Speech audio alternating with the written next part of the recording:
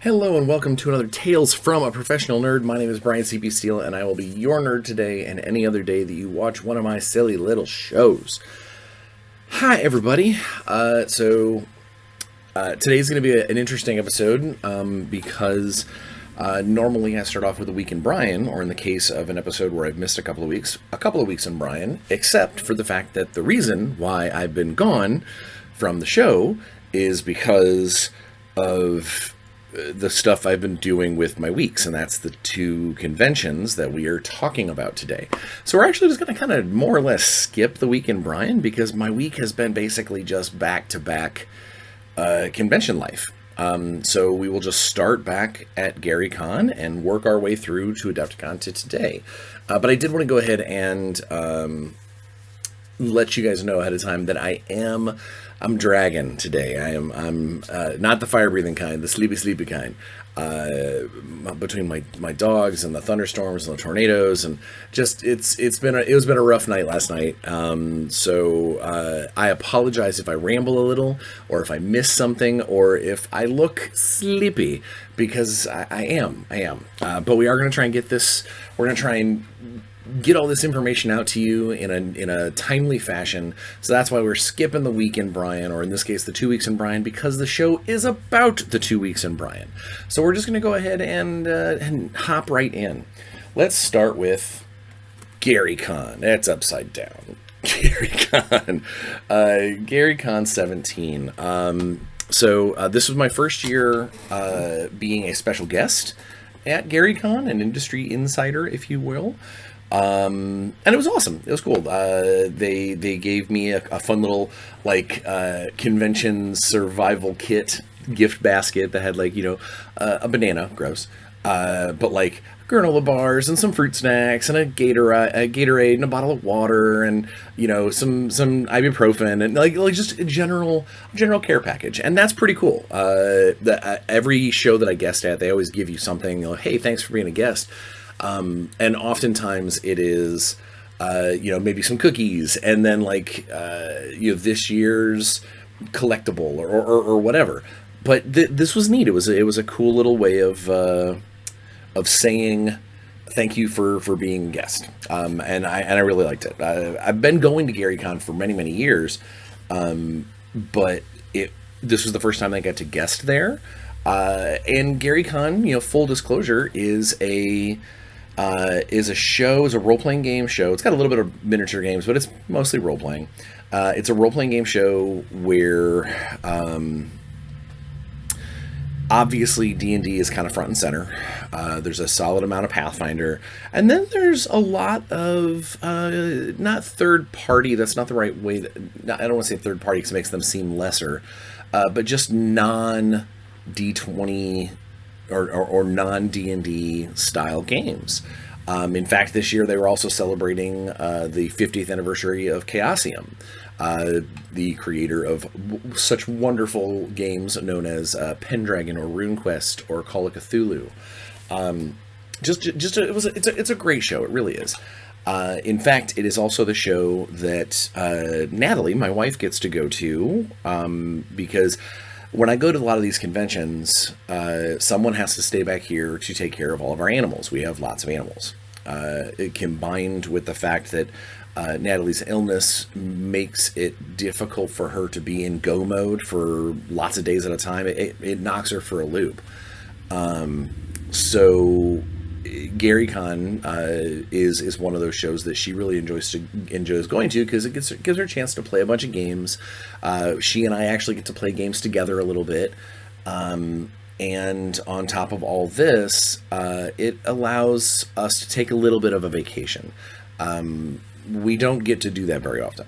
I could tell you the plight of the industry, professional, monetarily speaking, and I could tell you all these things. But honestly, when it comes down to it, is if I'm not working, I'm not making money. And if I'm at a convention, I'm not actually working. I mean, I'm working, but I'm not working. I'm not producing.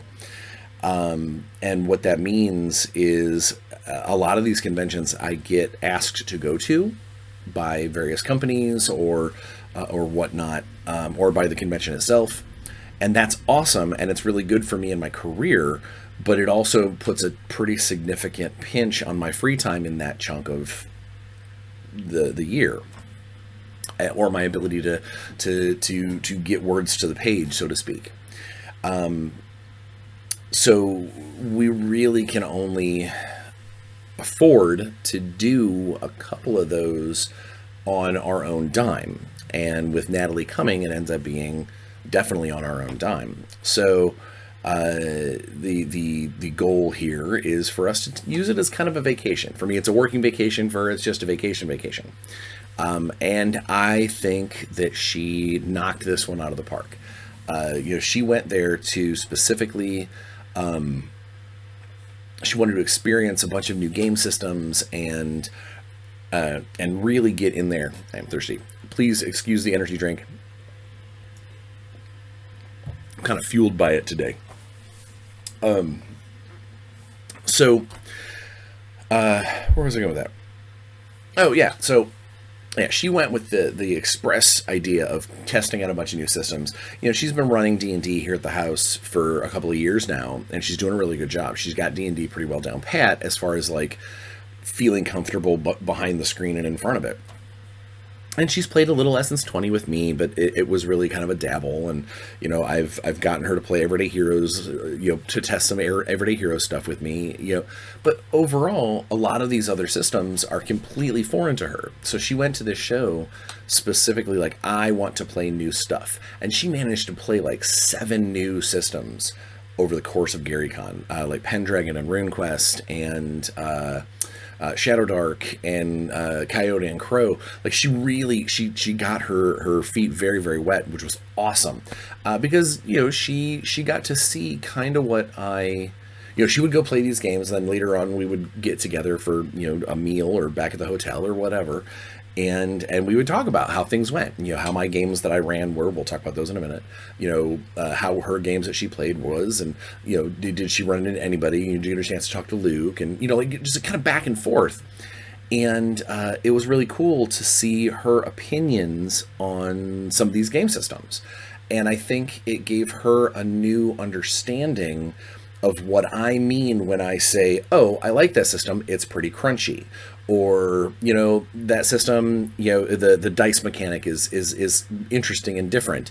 Like there's things that I say as a designer sometimes that I forget that your average gamer might not, it might just be, word salad coming at them.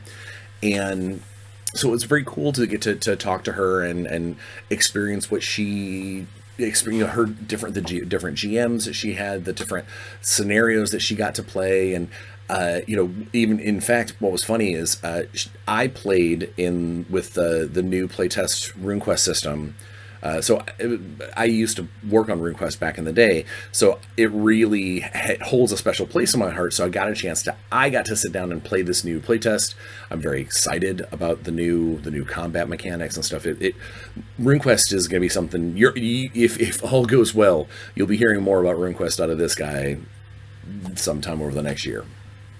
But it was cool because I played in a scenario, and then the next day she played the same scenario but with a different DM and a different set of players.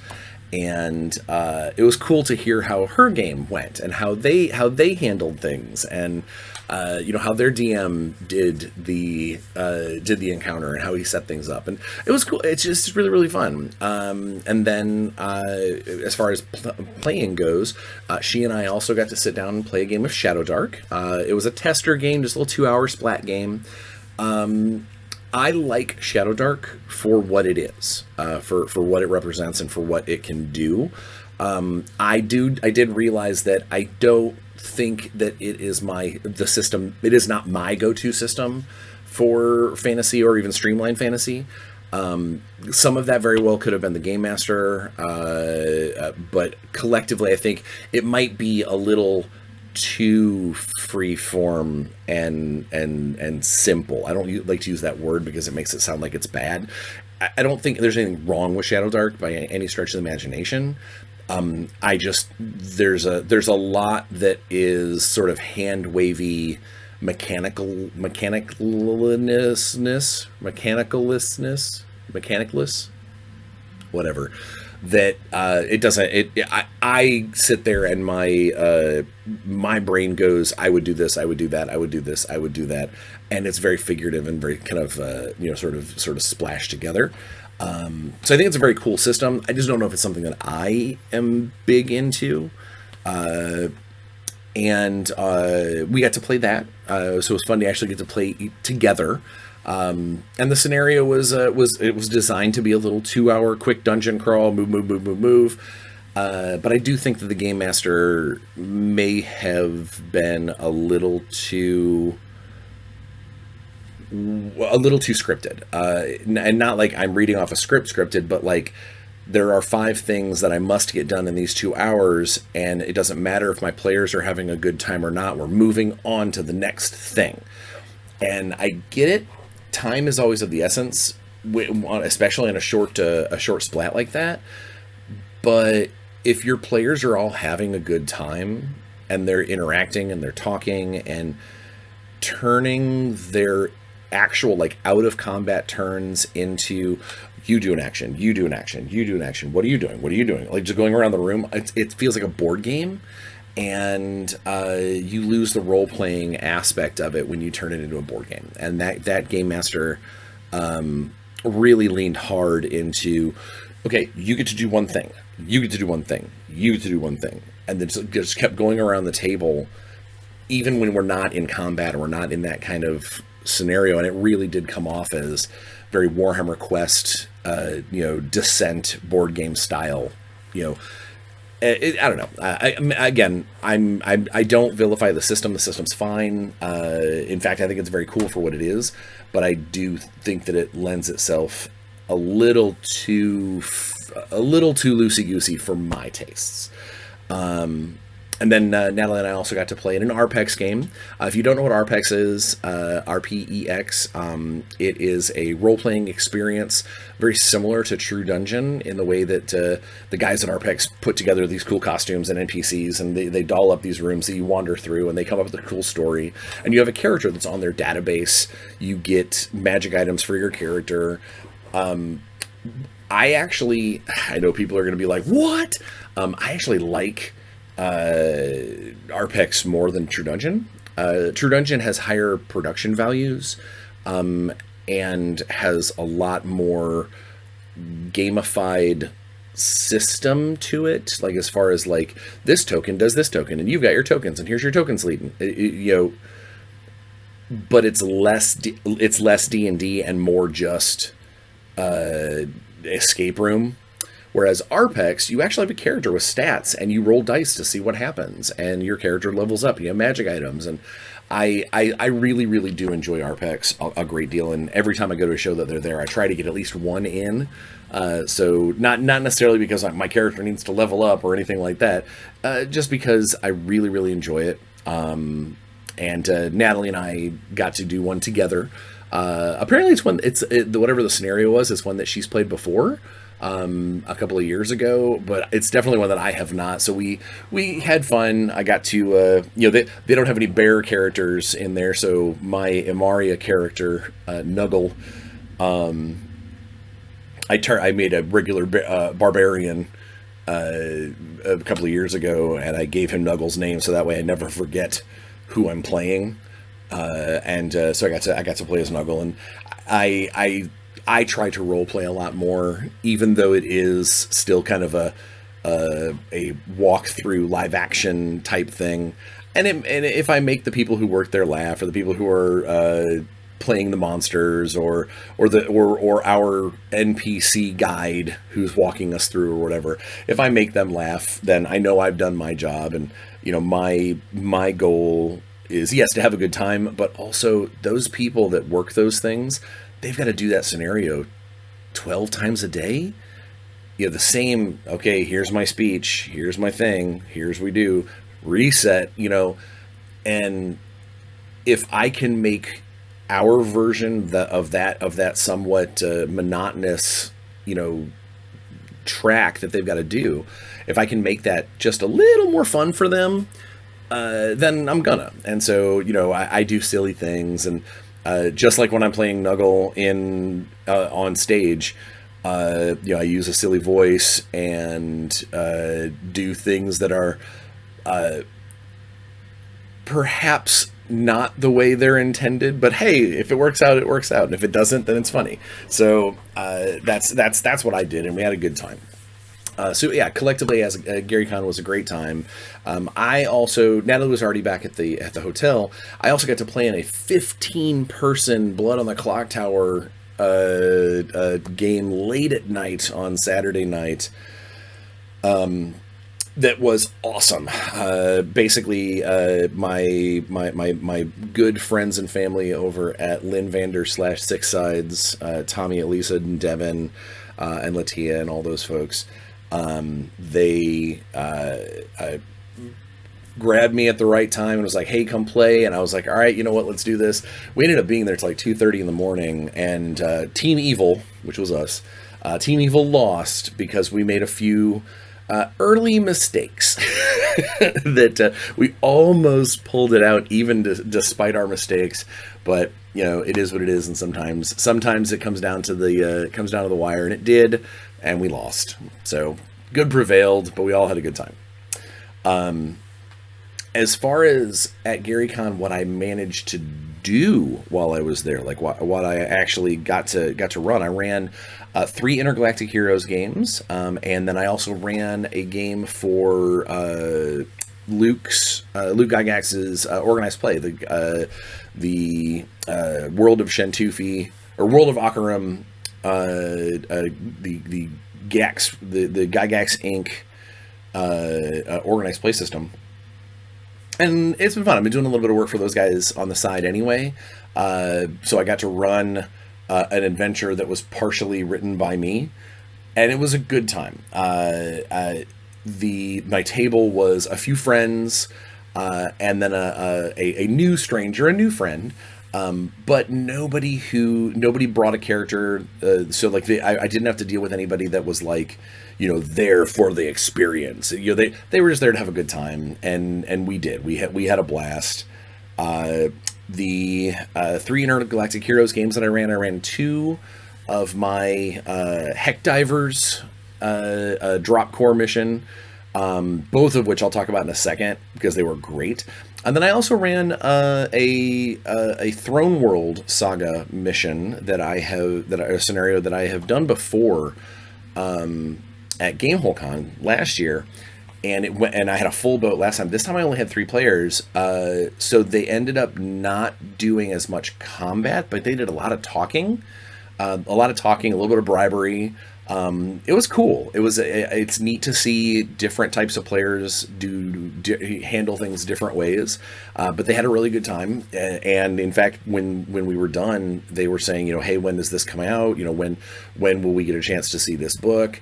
So I like the fact that I can run these things and get people excited about them. I wish we were a little closer to the crowdfund, because it does. There's enough time between now and then that Gamer Brain is going to take over, and they're probably going to lose track of when they want to, what's got their attention.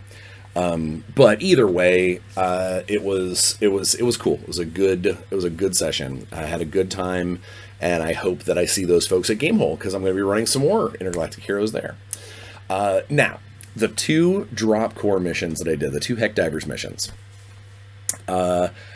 So the first time, both of them sold out. They were fully stocked teams, and they both completed the mission. One of them had a decidedly harder time doing so, and that's the second mission. We'll talk about that. But the first one, it was a good time. They were just running around doing their thing, doing all the stuff that you think they would do. Dice were good, with the exception of their sniper. So I'm gonna have a call out moment for the sniper. This guy, who is the precise shooting +7 to hit super gun guy, like this is his thing, couldn't hit the broadside of a barn the entire game. Just this little guy, you need to roll anything but a 6, or any higher than a 6. Nope. I mean, just awful, awful, awful, awful, awful. Or when he would hit, it would be like a grazing blow, minimum damage. I mean, like just laughable as like the eye in the sky, death from above sniper guy. Just nothing. And then we get into like basically the final fight against like these big monster bug dudes that hit like a truck. And so their heavy armored support guy gets in close combat with this dude. And the sniper is like, all right, well, I'll shoot the big guy. And in Intergalactic Heroes and Everyday Heroes, we don't have any intrinsic penalty for shooting into close combat. But if you miss with a 1, if you critically fail, the going concept is basically you have a chance to hit the other person. And the way that we've been doing this, or at least the way I've been running this, is if that chance is there, the person who is possibly getting hit has to make a dexterity saving throw equal to 10 plus your range combat modifier with your weapon. That way you don't have to re-roll to hit, and you just basically go, oh, okay, in this case, 17. Because the sniper goes to take the shot for the big guy, and ones it. Absolutely biffs it. And of course, the support tank guy also biffs his save, takes the hit, and this is where the sniper rolls his max damage, punches a giant hole straight through the support guy. Support guy goes down and starts making death saves. And the laughter around the table of, what are you, some kind of plant? Did you breathe in the bug spores? Like, what is going on? You can't kill any of them, but you can kill our big guy. It was awesome. It was a great scene. They all, several of the players knew each other and have known each other for a long time. So normally I'm very hesitant when a player action brings down another player if they're strangers, but these are guys that they knew each other. It was awesome. It was a great dynamic between everybody at the table. And then the other Heck Divers game went really, really well. They kind of did a lot of stuff by the numbers. They knew what they were doing. Their artillery guy, their heavy support dude, his dice were kind of on fire for a lot of the game. He was doing some significant damage. But then we got into that last fight. That last fight with the big tank bug guys, and at one point was 3 members of the team in death saves. I mean, like, it was bad. It was rough. The medic was like running around like a crazy person, like, I gotta help. And it got to a point where the actual baseline trooper, he's hard as nails, but he's like the quintessential soldier, got dropped. He got knocked down into death saves. And earlier in the adventure, he breathed in some stuff that could have been poisonous, and he rolled a 1 on his Constitution save, which that particular class, once per day or once per long rest, can basically turn a 1 into a 20. It's kind of like the like soldier karma, like life is hard enough as it is. You need a little that little boost. And at that time, when he got hit with the poison, he was like, you know what? I'll be fine. It's not a big deal. I'll let the 1 stand. I'll take the poison condition for a little while. And so he did. We get, fast forward to the end fight. He is down. He's failed his first death save. He looks down and goes, so if the medic is nowhere near him because the medic's over dealing with his own problems, and goes, okay, so if I roll a 1 now, I die. Except for him, because he didn't use that power earlier in the day, if he rolled a 1 on this saving throw, he could automatically flip it into a 20, turning it into a critical success, meaning he automatically stabilizes.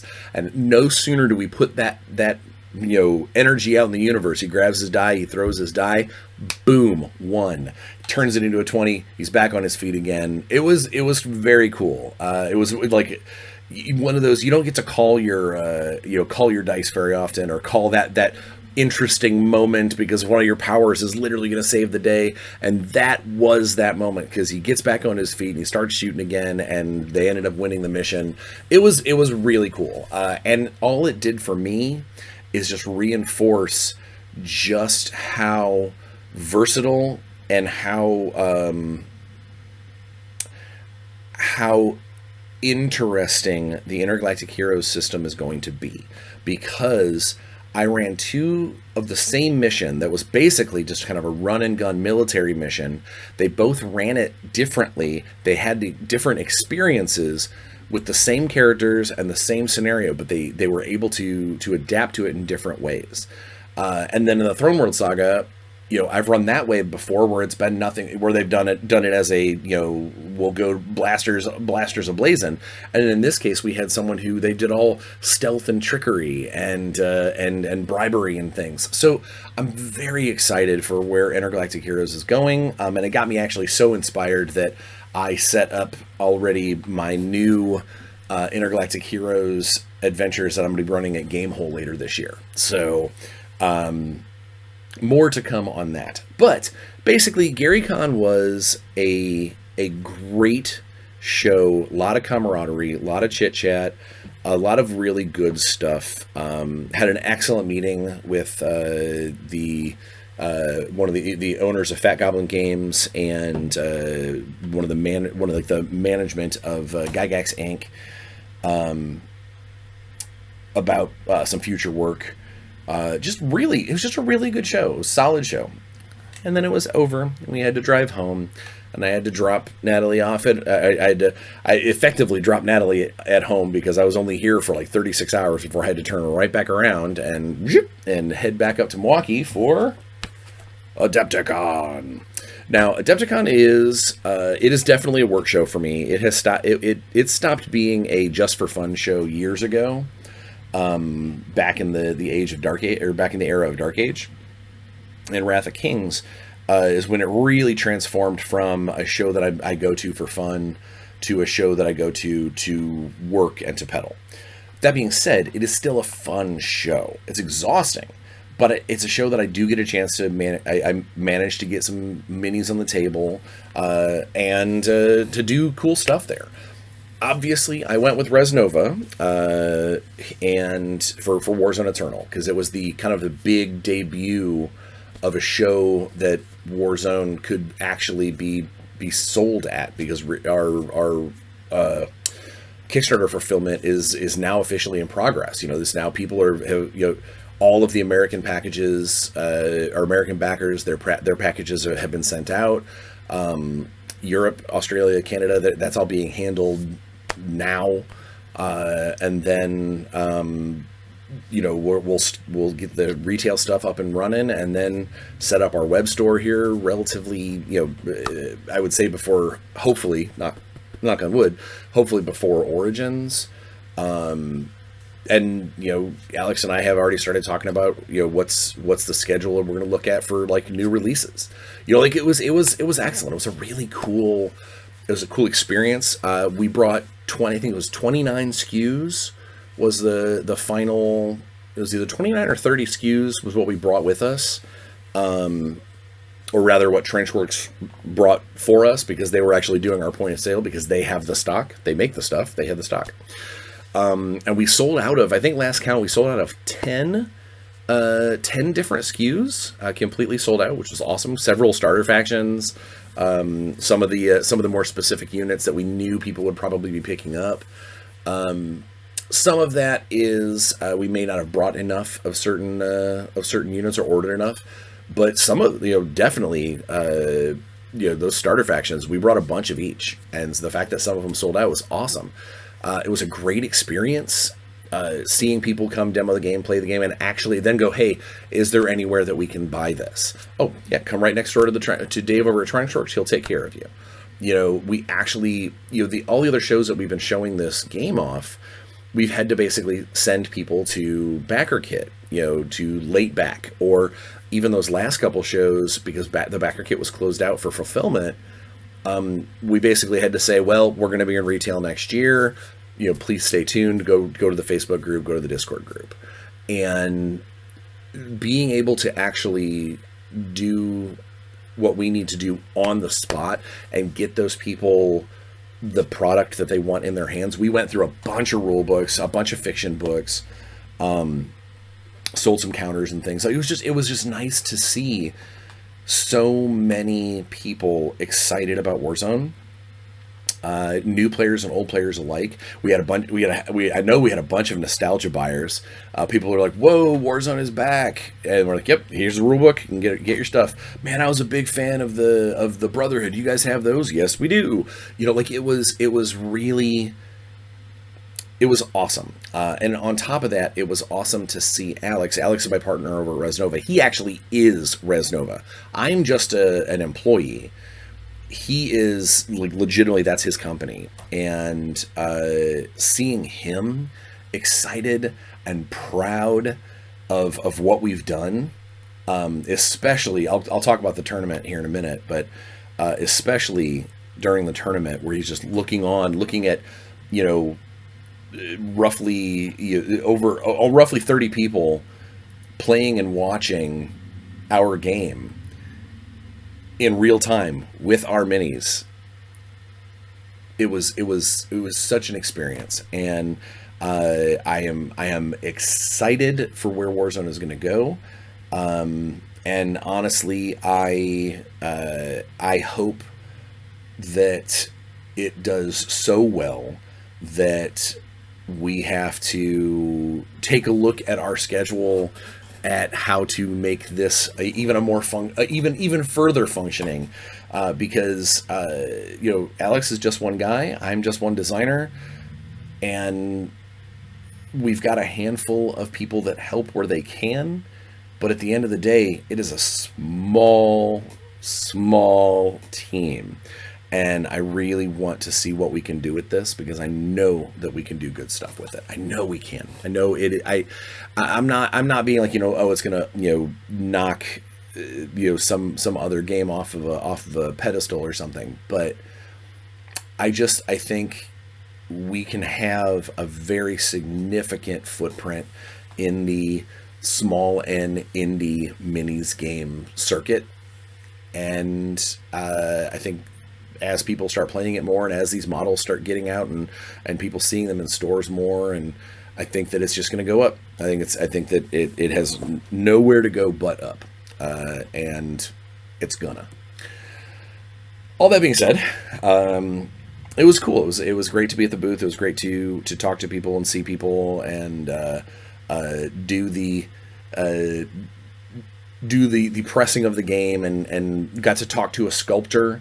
One of our sculptors, we know what we're next going to be giving him, and it got me and Alex super excited to go back and look at those units and find ways to make them our own without trying to completely gut the concept or carbon copy something that someone else has already done.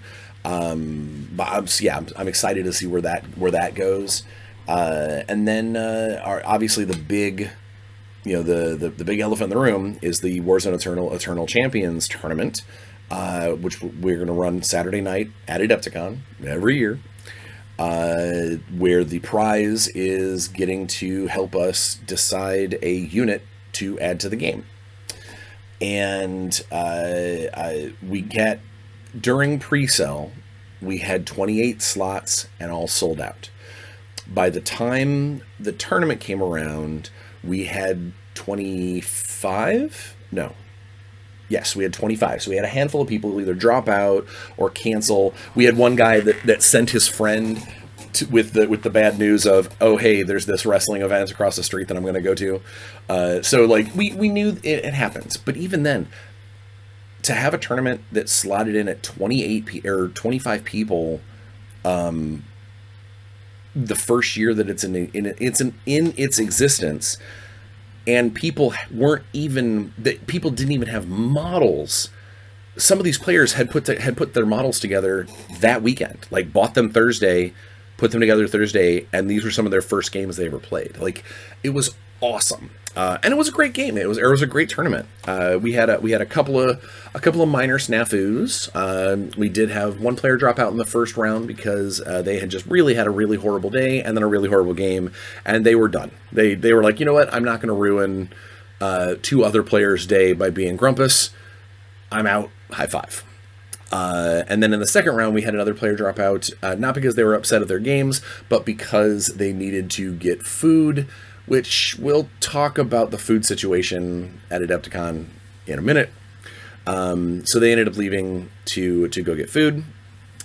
But all of that aside, we had very few rules questions, which is honestly, for me, as the designer, as you know, Alex and I put these rules together, knowing that over the course of three rounds of effectively at least 12 tables playing, so 36 games, we probably had 6 rules questions, and some of them were just, I don't know where to look this up in the book. That was it. And none of the rules answers were stumps. We never ran into something we were like, oh, I don't know. It was a lot of, if we think about it for half a second, cool. That's how it came down. And that, so it says a lot to the rule system. It says a lot to the ability of the translation of concept to rules as written. Even it comes down to the people who jumped into the tournament. The most we had I think Brotherhood was our most popular faction, seconded by Algaroth, and then everybody else had at least 2 representatives. I think there may have been like 3 or 4 Bauhaus and maybe 3 Cybertronic, but so there was not a single faction that wasn't represented, and it wasn't like I've been to some other tournaments where it's like, oh, okay, well, there's 30 people playing and 18 of them are playing Space Marines.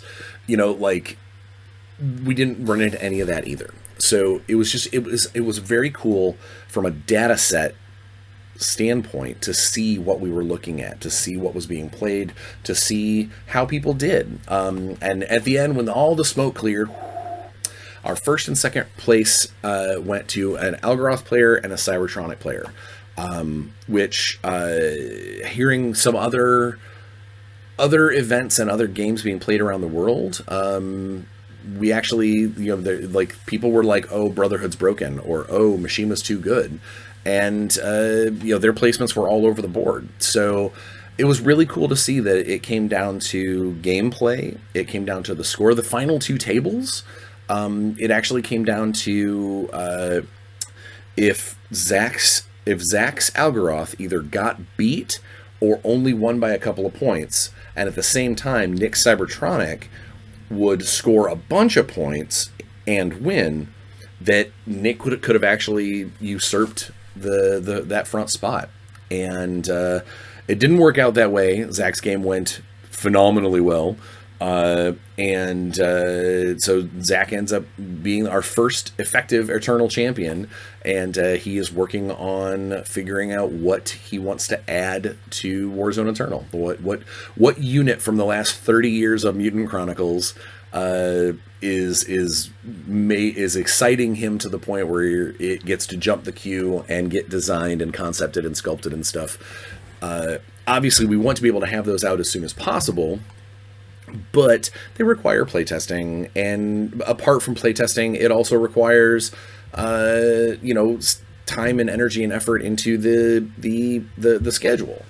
But one thing that we did effectively promise is say the goal here is to make sure that an Eternals win is ready for retail before the next year's Adepticon, because we want to make sure that Zach can field the thing that he won in the next tournament. So we're excited to see where that comes down. There's already been a little bit of chit chat between Zach and Alex and myself, trying to narrow down some of his concepts and some of his ideas. But we'll see where he lands. We'll see where the final resting spot is, and then his name goes on a brass plate right above Nick's name / Cybertronic. Because the runner-up, while they don't get to choose a unit, they do get to go onto the trophy. So those 2 names will go on the trophy as soon as I get them ordered and get the plate. When that happens, I'll show you guys and be like, "Hey, look at this thing! First Eternals champions, yay!" But yeah, so that was a great event. And then in the free time, I got a chance to have a really good dinner with my buddies over at Linvander and some of the Catalyst guys. Had a really great discussion about our collective pasts in the industry and some possible future stuff. So very cool there. I got to play an actual pickup game of Warzone Eternal with my Capital, and while against my good buddy Chris Weinstein, and he was playing Imperial. If I would have been a betting man, the first 2 rounds, I would say the game would have been mine. I had a couple of great, like ambush pickoffs. This guy runs between these 2 buildings. I'll go ahead and ambush with this guerrilla or with the Free Marine, and not only will I kill the guy, but I'll get my reaction back because of Guerrilla 5. Like just a great 2 turns. 2 turns. Because around turn 3 is when everything started to go south, and good old Churchy Batman, the redemption assassin that he had brought into his army for being Agents of Light, comes sliding out of cover and just starts putting giant holes in people. It was a thing. It was definitely a thing. It was a great game. We had a lot of fun. He absolutely trounced me, but I did have a couple of good shining moments. My Martian Banshee was not one of them. That guy could not have done worse. But either way, it was a great game. Chris and I don't get to play very often, and it was fun to see us, or to be at the table with him again and roll some dice and blow each other up before the tournament. And then the next night, I actually got to finally. I've had Bakemono models for Bushido for like 2 years, still in the box, because I'm like, you know what? I'll get around to it. And my buddy Zach, that does demos for them over there, has been trying to get me to play at every convention that we share for 2 years. Finally, at this show, he managed to get me to stick to my word and sit at the table and get a game of Bushido in, and I enjoyed it. I really did like it. I love the dice rolling mechanic. I think the dice pool, like the kind of liar's dice pool, is awesome. It's a fantastic way to do things. It's very cinematic in feel, but in execution, it also has a way to be, dun dun dun. Like it was very, very cool. The other aspects of the game, I think that there might be a little too much. There's units that have like 15 special abilities on there that you then have to go and look up, which I don't care for. And that leads me to the third thing that and maybe I'm old-fashioned, I hate having to have an app to be able to navigate a war game. I know that it makes it easier, and I know that eventually you generally don't need it because you learn what all your traits and stuff do, and it just bugs me. I don't like it. When I'm playing a war game, I want my phone to be far away from me because I want to be engaged in the game. I don't want to be on my phone because that means I'm going to see those badges for those emails or those Discord messages or whatnot. So the fact that I was told that the app is it's so much better, it's so easy, I don't if your game needs an app to be playable or easily playable, it means your game's too obtuse. And that's on me. That's my opinion. All that being said, I do think that the game is really fun. And I am looking forward to getting a little hobby time maybe this weekend to putting my little dudes, my little goblins on their bases. You know, get them out of their storage box and let them stand up on their own. I would say 2 feet, but on their own one base. I think that's definitely going to happen. I'd like to get some paint on some of those models because they're very cool and kind of cute. But yeah, so that was pretty much my Adepticon in a nutshell. It was a great time. Warzone did fantastic. I cannot wait for more Warzone to happen, whether around the world or at our next shows, or people are already talking about, because Alex and I are going to be at Origins for Res Nova, for Warzone. People are already talking about how, so we can't do an actual tournament yet because the tournament there because of the I think the events are already closed for Origins, but there were players that were already talking about, we could probably get together like a guerrilla tournament, like a underground, let's get everybody together at the free play area and take a bunch of tables. So so it sounds like there's going to be at least something going on, and maybe by then Alex and I'll have something cool to have available at the booth, or maybe I will paint up those other Martian and Banshees and field one of the dumbest units, or one of the dumbest armies of all time. We'll see. Who knows? I sure don't.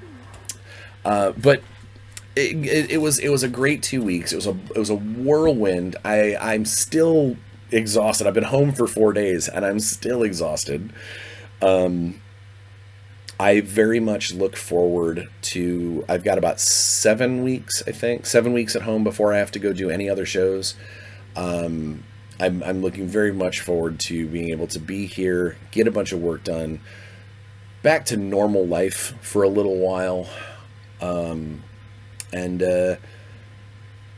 just sort of enjoy myself and maybe play some more games again, rather than just always be in go mode.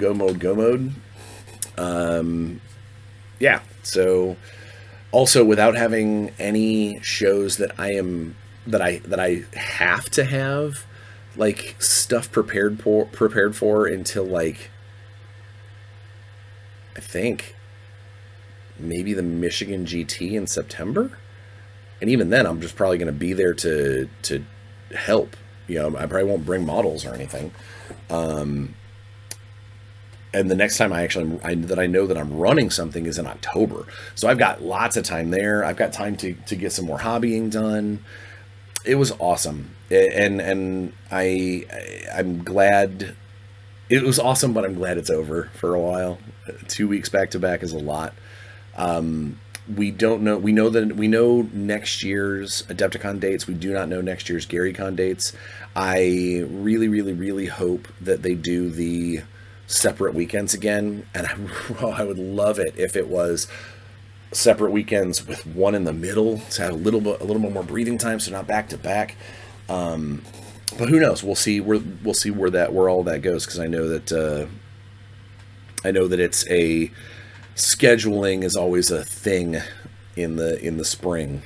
No rhyme intended, but.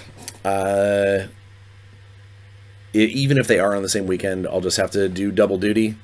I'll have to, do a few days here and, the rest of the days there. Like, maybe do like Wednesday, Thursday at Gary Con, and then like Friday, Saturday, Sunday at Adepticon. I don't know. I have no idea. We just got this one done. I shouldn't be planning for next year already. I should be just enjoying the fact that that I had 2 great shows, and that specifically Adepticon went so well.